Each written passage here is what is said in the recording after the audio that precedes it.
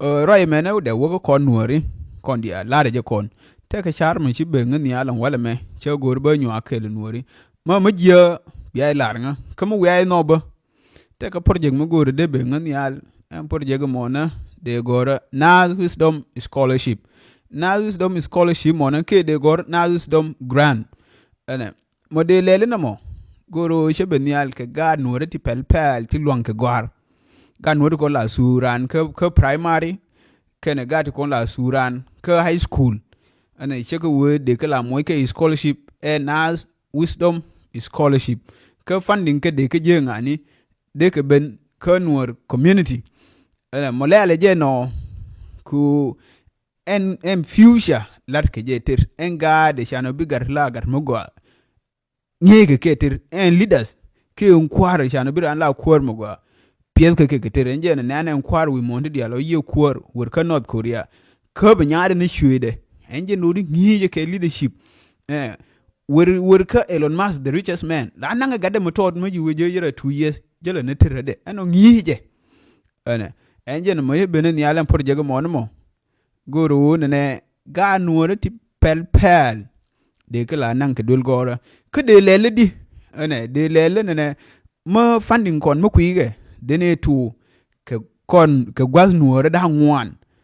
ene gwaz ni kon low bentiu jikan ke fan gak de gala nang ke gada ngwan de gwar ke marung funding kon ke marung yo kon de ne lel gad kon ke 16 counties ene 16 counties e gar de la nang ke wano ere 16 counties de ko kala mo ke exam mo chi results kien brar top 10 kien de short kien de kam ko mu wa kam ko nyo de ko bula nyo ko mo exam nyo ke county yo kene county yo e gad county ko mo de la top 10 ke ashara wel kien de wala nyur ke exam mu wi bo nyur ke exam da mu wi gad wi pass rambina dun re di no en ken de ko yu mo e scholarship mo no mo la reje ndo mo no njen won ne medan me chane independent dan chane je kon chane nien kon wori nien kon to an ne chane ku ngu ban le ro dan ne jang cha kon na jang cha junu cha kon jorar tin ke ken nang ke gad kien gwar e shirwon pale school chim di kon la be te ke school chim ni kien tin nang ke ne ke gwar e shirwon ne titin no wer Malaysia cha tiang ken wer China cha tiang ken wuri India cha tienken America ni gad kien ko tike organization ni kien te kwa gad kien kwa fandiken kon telekon ene shebe nial kenje no kuma be ka kon kuma be kon e shay gore be kon mam mabile bani ne kon bana tit bana lerdan te bana lerkero dan ene kan liel enje no tar rol no mo kuma mo be beno mu wi wane nyur jo ne na kuma ne liye me enje ne terke rol nuore me en liye terke rol nuore kete ga percentage me la larke percentage mo na kon gor ke percentage me ba gor ne ga nuori ko 16 counties yo ko ne project de jemen mo cha ko tu already project de men ene so comme la reje no lengu ngan me dan che jo ne teke do mo gor mo de ba no kon shengu e kon ji community ke me ngen ben tew ngenu en ken dof ti yanti ken projects ti yanti ti ban ba no ne kon shengu ko shibu gui no ke de mor me te ti go ti jene ke o che gar mo wala nang ke 16 counties ke kon che bi gwa ke kon ene ke future bo mu we wala mo gwa ke de ne youth de youth che dul gore ke 16 counties ni kon te kram bil rai ben tew be lo ha ji kan ano ti ya tere lo ko mo genere bentio no tere lo bentio genere fan gak genere ji kan so en ken dof ti yanti ti banner no da ne ka funding ke biga benika biga ben ka kon mo wane wono ko ene mo go mo lele je no mo e ye lara mo tod ene ke won ne engar mo we dul gor mo go ngumo go atino medana jaye ka kem chewa POC community kona ka IDP cam ka juba chewa de wonyur sinne che gore de wonyur me chewa nyur che ro jas ka POC 3 ka community ga no tin me chewa wa gwartin chewa je ne je la je bina la wona ruwan ka sa badak ba class ni tu ka sa wore ka changar bi alunchang kono ya wo te min ba unye ni ye bukel ke bonda harew ke te min biya ben chang ka nye ne yang na subject yang ka ngi ne ye me she gu hin no gare kono bela go ardi ne tedi ngan sho wuje sho yi shar yo kan te ka max go ro ne shero da sem yo ngan jang di la mai kana ke ya na ma je ken go ro max go yero da kum go ro 90 and above me she gu hin ne gare ka ba je tedi kan ba te ka mu go ro ne ba cho ka ba je ka go re ka wuje then sho yi shar da gwar jo gare go dul gor me poc me shero da lut ko ne la na kana 2020 la na kana ne rar ka juba te ka insecurity te jo ngan gor baro do go dul gor mu ga hen jo yi to te ka insecurity ye jo wor ka ba le dul gor me ne sha na ngi ene bina wona ba ngi ne je ko bukel ke bonda re ke tio mo nye ke ye bia lun chang de la nyen gwar no kan te mu gura chelo ye sha gu ne ka ba le cho jen cho rar ka uja ene chu me cho rar yo ka bu yo ba je ni te yo te de wor jas na roda chu wonen chang idea chu benen wida chu wonen chang te dole te shabab la ta ke le jo gare ngan go contribution dun 5 euro and jo gare matiran ke 5000 da kamande ro just dul gora en dul gor ma sun chala dalim wisdom then show contribution chu larken ichiran cheng moy 5000 euro te 15000 ne 15000 ne la yer ma kai ngai de ke la yu dan di kan de kala $20 ke de kala $10 e wuki de chuo jien chuo ro do han mit chuo do han mit chuo ji admission form take a uniform ni kan you school fees school en wan uniform ni braw $100 uniform ni braw me che gu ne ke ba long di yu dia tie yu chuo wona admission chuo ro do gar pin chuo ku bashar ba lele di che ba long uniform ni chabi long ko me che gu hin ne chuo la wa ke ne chang ku admin ke chuo la wa tie uniform ni ta ba ngale tuba me she gu hine chuo take $5 America $5 then chuo jen chuo wo su kon me chi akule nen chi wang chuo ka pray chuo ro gor bantlon chuo ro gor gimis uniform ni mabur bantlon ma shirt ken ndul gor ke pinil ma shirt ken ndul gor chuo nyene ko yo ka ba le litadi ko ba dul gor telatin ene chuo nyo share nyo ne ka ba le chuo ba dul gor yo sur chuo wo chang chuo design ke teda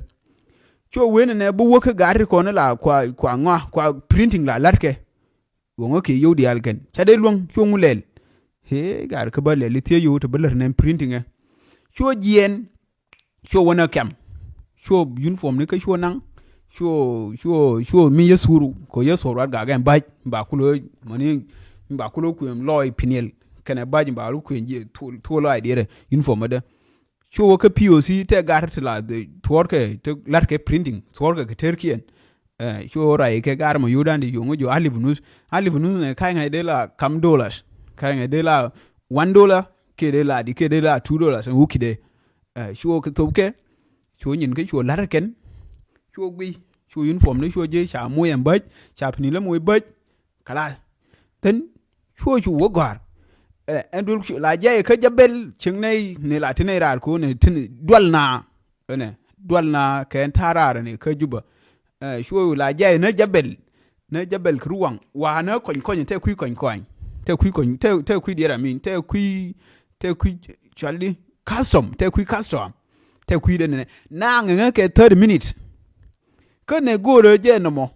dul goro mo gwa engine dul goro the best school one of the best school ka juba mantame ka te ka yodi ala wuki de dul goro lenja yo nyo te yodi ala ku di ngi ke ga chere ta system kenya ni tin engine ne chuo ris mo di chuo nang la ja ka ruwang nang 30 minutes ke show poncho ni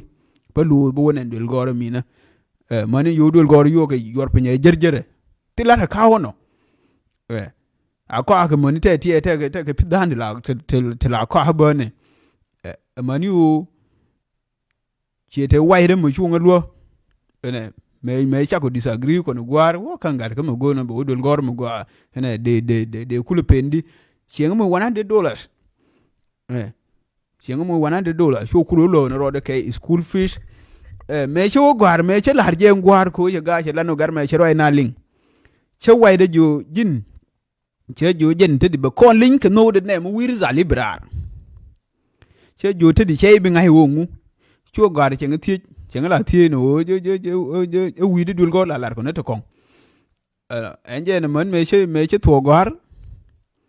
me chi ri zali brar chu lo je te ke te ma di ma che le na ngin ngaram ne ngin gwan de ko max go ra ba gor chu ke je ka guardian me che ke je ka guardian no so mo no je ne mo enje no mu ci gwar dul gor mo gwa cha bam ne won ne dul gora te ku ko dul gor mo gwa mu ci gwar dul gor mo gwa ba te mo gwa ambi won tin enje de no te ka mo jin gar mo pel ke ci gwar dul gor mo nyun ba la we wonyo chur pe nya dul gora te ka sin to na te ka tin ka ne she shop mani gwa she shop mo ne ngati di ma enje no she wuju chet skill chelar huida mani ngwa she chuba et skill we de bus til madong chela ne wuja la tie ne ku daro ade ku lev ne duop ci to ban ni lar be kwang dol na chang dol ti mo gora tie ne ku daro ade enje ni she yu benial ke porje mo gore na wisdom podcast bi gati go te ba nuori te de badlereka be peace ka bane yu ba ho kon shiengu en ken porjeng ti yenti ban ba no kon shiengu enje no mino nga ye ke history da history mo kai history mo so la ja ye chu o uniform no ko yo ko bo ko so vete dol me Yusuf enje no uniform de ko ke one ke $5 ke je min ko ke ne $100 wuje no it is skill ko shaide longo ye kuno bawo de wuji school fees yodiat uniform ni yodiat de ke long shaade long